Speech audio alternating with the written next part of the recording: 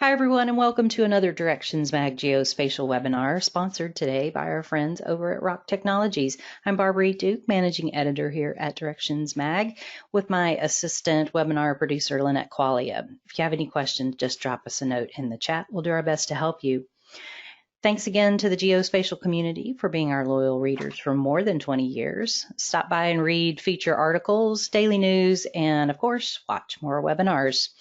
We are standing by to take your questions. Type those into the question box at any time during the webinar. Because we're just 20 minutes today, folks, we'll collect all those questions and share them with the ROC team, and they will follow up with you individually if you have more questions. If you see something you like, snap a photo and it'll save to your computer. We also appreciate your participation on the post-webinar survey. Keep an eye on that inbox. We will have links for you as well as an attendance certificate and, of course, the recording. So today we have the honor of hearing from Lindsay Walker over at Rock Technologies.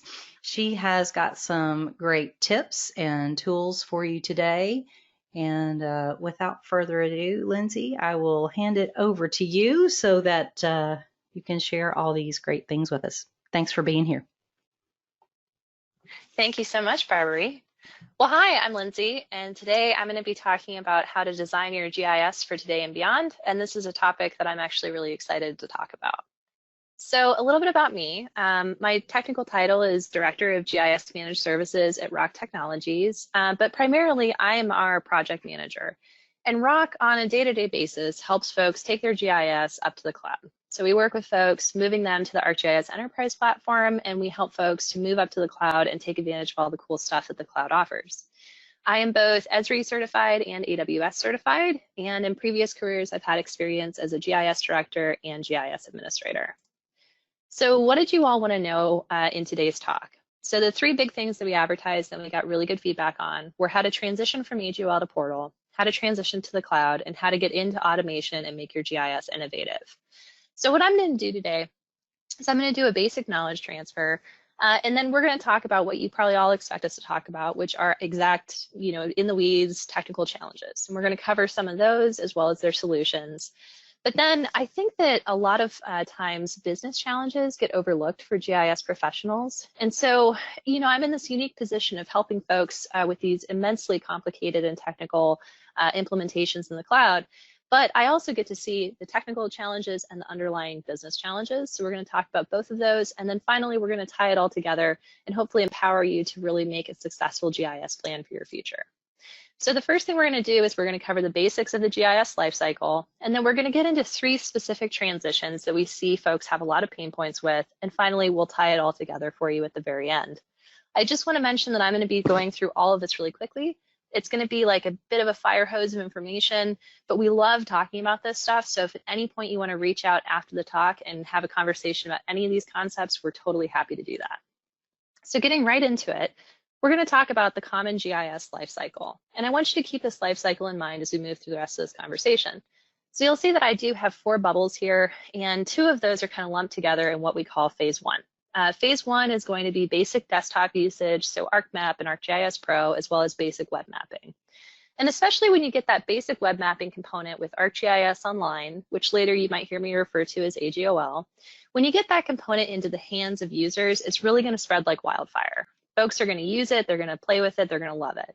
And so at some point, you're going to want to take advantage of the more advanced functionality that Esri offers as part of the Enterprise platform. And ArcGIS Enterprise includes, we're going to be adding basically ArcGIS Server and ArcGIS Portal into the mix to make it Enterprise GIS.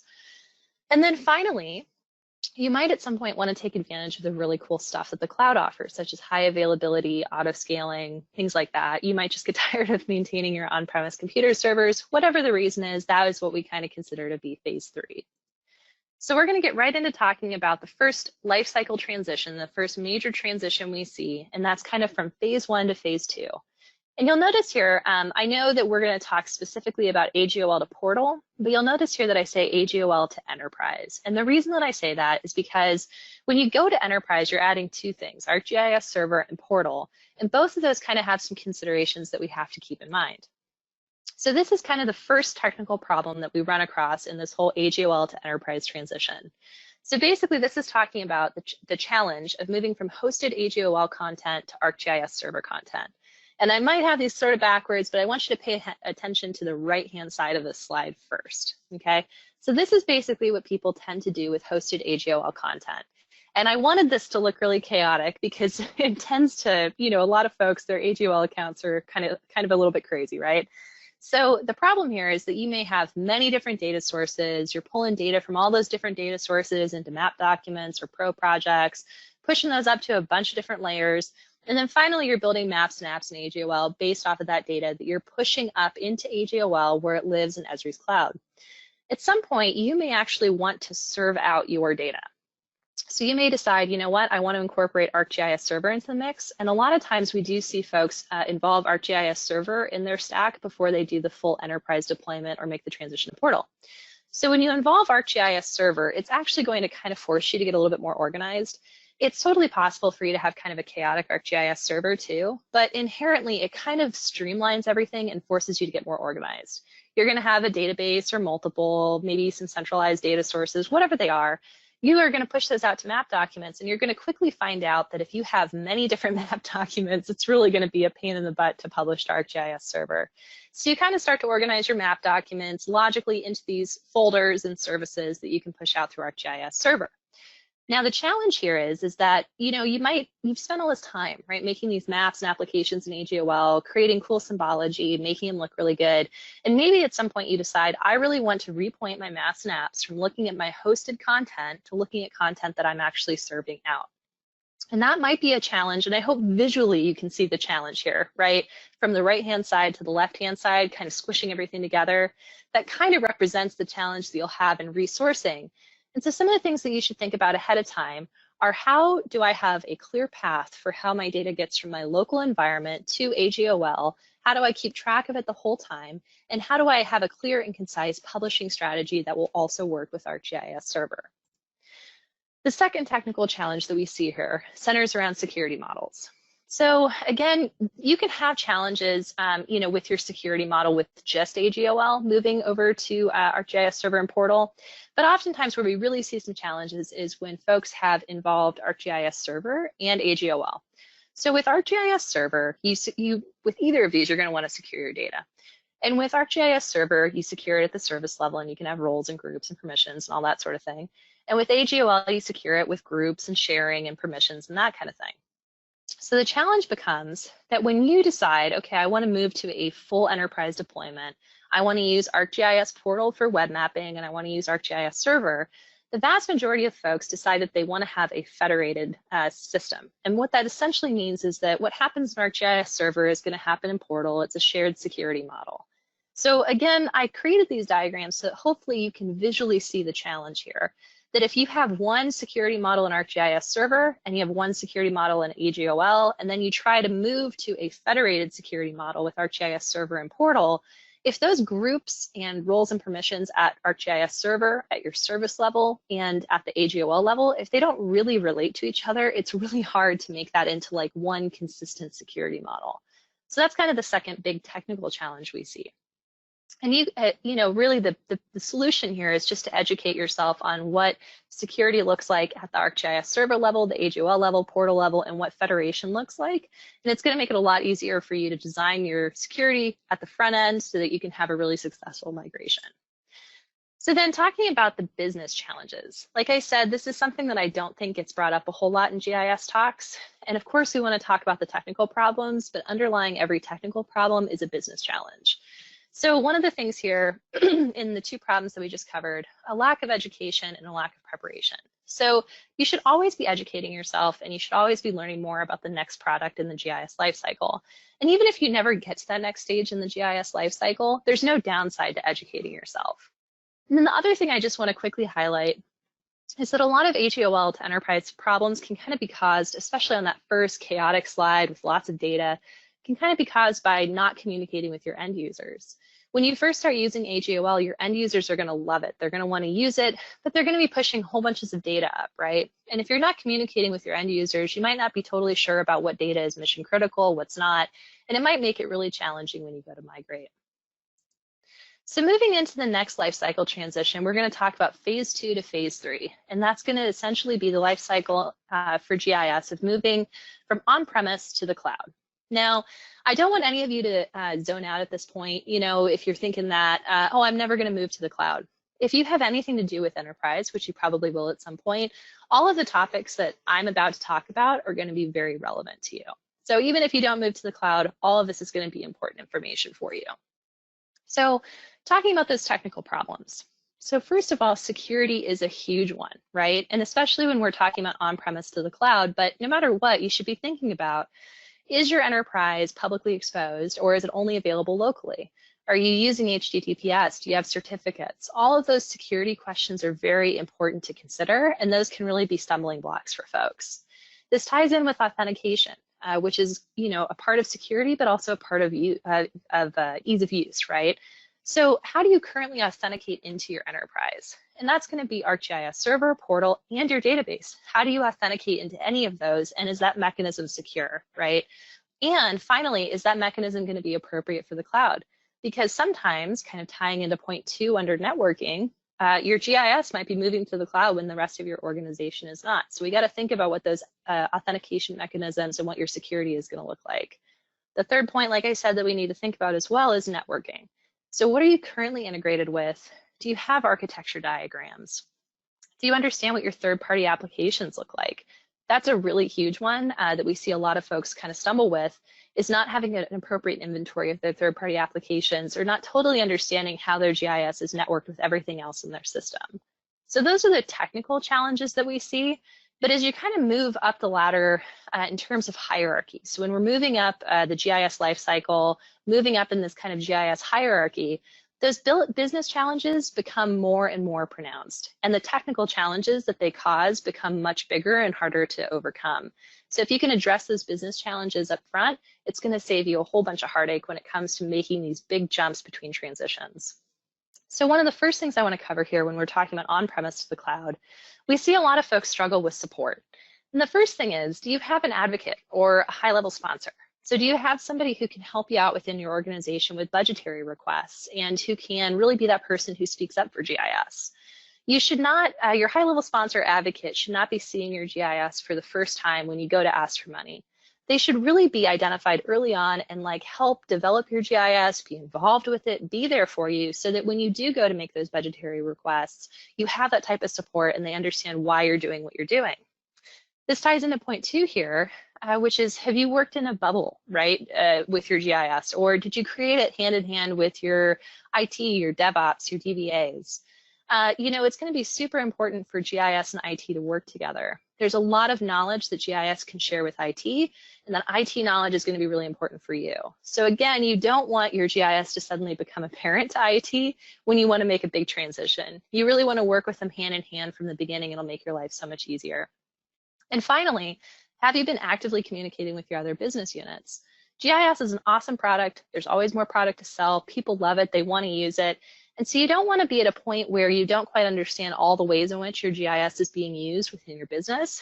And you don't want to be making a big jump up to the cloud and realize that one of your business units has mission critical data that can't be moved. The next thing I want to highlight here is resources. And so do you have a business plan? And the big thing I'm going to focus on here with your business plan is it needs to be based on capabilities, not necessarily technology.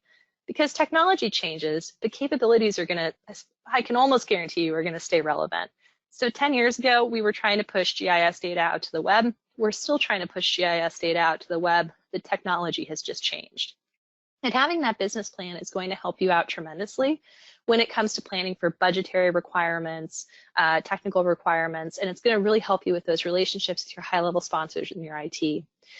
And the second thing I just want to quickly highlight is when we talk about resources, we often think about money, but we also need to think about people, right? So in order to make these big jumps in the GIS lifecycle, did you hire appropriately? Were there skills that you were missing or skills that you wish that you had? And it might not necessarily be that you hire folks. At Rock, I mean, that's kind of the niche that we fill, right? We have this very specific GIS cloud expertise. And so for a lot of folks, we help them out with that specific thing so that they don't have to hire that, expertise on staff. whatever it is, whether you're reaching out to an expert like us or you're hiring somebody, do you have an understanding of what the skills you're going to need are in the next kind of transition phase? So then finally, in the life cycle transitions, we're going to talk about moving past phase 3. So we're going to talk about automation and innovation. And this is a slide that we're going to spend the least amount of time on, but it's kind of the fun one to talk about. So again, if you guys ever want to talk about any of this stuff, please feel free to reach out to us. We really do love talking about this stuff. We think it's fun. And the automation and innovation piece really is the most fun part. But you got to keep in mind, like I said, as you move up the hierarchy in this GIS life cycle, those business process problems that you might have are going to become more and more amplified and make your technical challenges more difficult to overcome. So on the left-hand side here, I have the technical challenges that we see folks kind of struggle with when we're helping them to get into advanced automation and innovation. So the first thing with your data, you got to think about how your data was designed. Was it designed for automation, or do you have data kind of living all over the place? You know, do you have a clear understanding, clear organization for what your data looks like?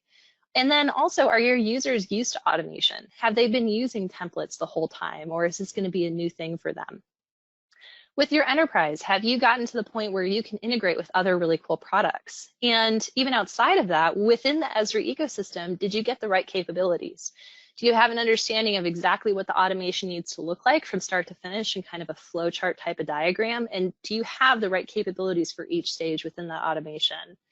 And then finally, with the cloud, did you design your cloud to be durable, resilient, and did you design it to be able to take advantage of the cloud's resources?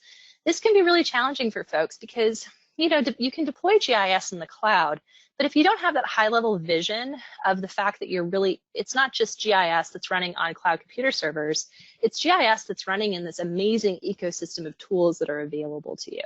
So when you design your GIS, you want to design it so you can be able to take advantage of the cool stuff that any of the cloud providers, Azure, AWS, Google, provide. You want to take advantage of running your code in the cloud, having auto scaling, high availability, cool like mobile applications, things like that. You want to be able to take advantage of that. So then moving over to the right-hand side of my slide here, we're going to talk about these business problems. And they really come down to two very huge things.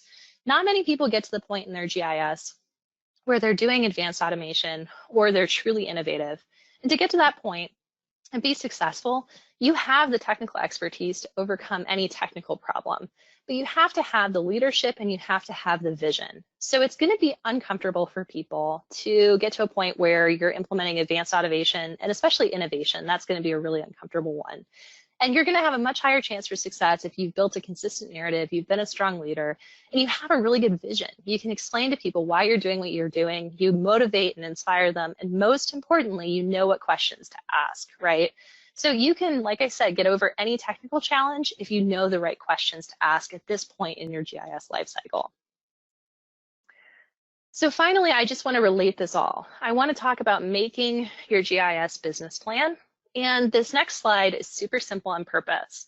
There's a few really key concepts that I just wanted to drive home that relate fundamentally to the topic that, you know, the title of this presentation, right? So how to design your GIS for today for what you're facing tomorrow. And so you're always going to have technical challenges, right? We covered some of those as well as their solutions. So AGOL to portal, moving up to the cloud, innovation and automation, you'll have technical challenges with that, but they go hand in hand with those business challenges. And those business challenges can have a wide array of technical challenges. So if you don't have relationships, if you don't have high-level sponsors, if you haven't educated and prepared yourself and understood the GIS lifecycle, it's going to cause a lot more technical challenges than you would anticipate. So if you can kind of keep that in mind and understand both of those, it's going to help you out tremendously.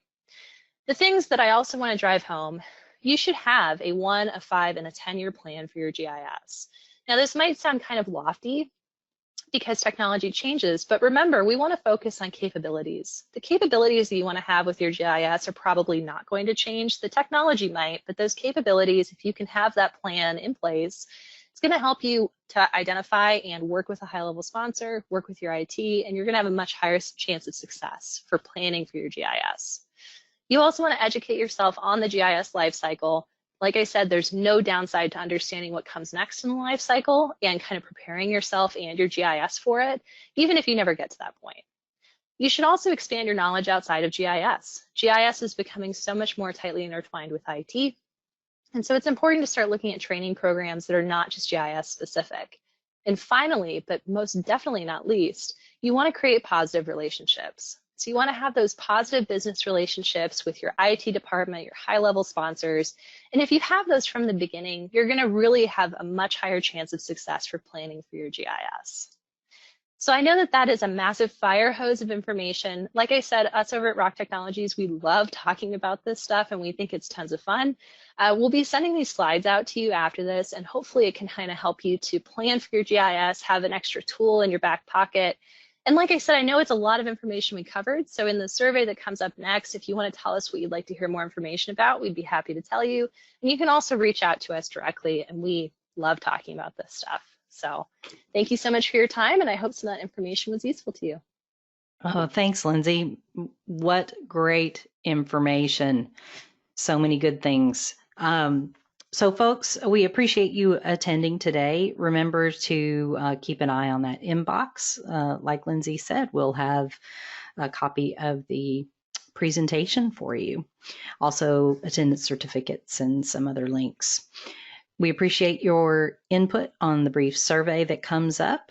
Appreciate Lindsay for sharing her expertise today, and special thanks to Jen for her support as well. We hope that you will join us for more geospatial webinars. Have a great day. Tell a friend about Rock and Directions Magazine. Thanks, everybody.